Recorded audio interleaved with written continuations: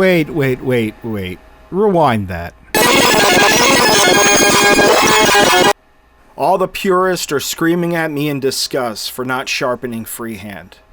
Well, I don't give a Sorry. What I meant to say was that I'm a little disgusted in myself too.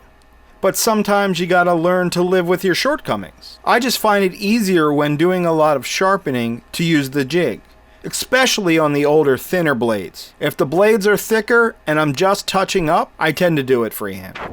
Most of the stuff I find pretty useful. Some of it I've never used. The stones, the grinder, and some of my sharpening jigs I use all the time. Some of the stuff I plan on using, but I just haven't gotten around to using it yet. Like this stone for sharpening axes, and this jig for the grinder. I just haven't installed it yet. I basically have two areas where I do most of my sharpening. Over by the door and over by the grinder. I sometimes sharpen on the bench, but only if I have to film it. My stones usually sit in this cabinet with my finest sharpening stone out on top, so I can easily touch up tools quickly. The second area used to sharpen is over by the grinder. This works pretty well. One of the things I've bought and haven't used yet is this sharpening jig. I bought this a few months ago and I haven't had a chance to install it yet. Why don't we go ahead and install it together? I will be mounting my new sharpening jig on the left side because my lathe tool sharpening jig is on the right. I bought my lathe tool sharpening jig from Eddie Castellan. He's a fellow YouTuber. I'm not affiliated with him, nor did he pay me to say that. I just really like this tool. This jig I bought on Amazon, and at the time I bought it, it was $33.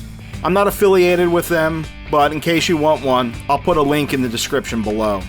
This is a pretty simple jig.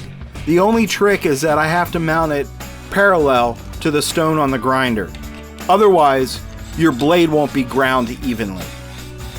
I used a combo square to get the ruler 90 degrees from the slot in the tool rest. I disassembled it because most of it will get in the way. Place the ruler in the slot to set up the jig 90 degrees to the wheel. Mark the whole locations.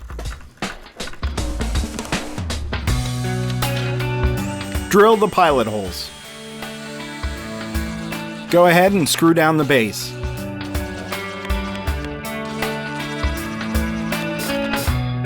The main part of the jig is removable, so you can get it out of the way when you're not using it.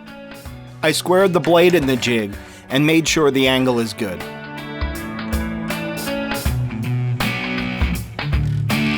Go ahead and sharpen the blade.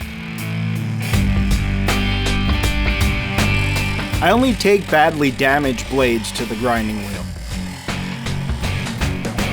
This gives me a good starting point when I head over to the stones. Until next time, thanks for coming to my shop.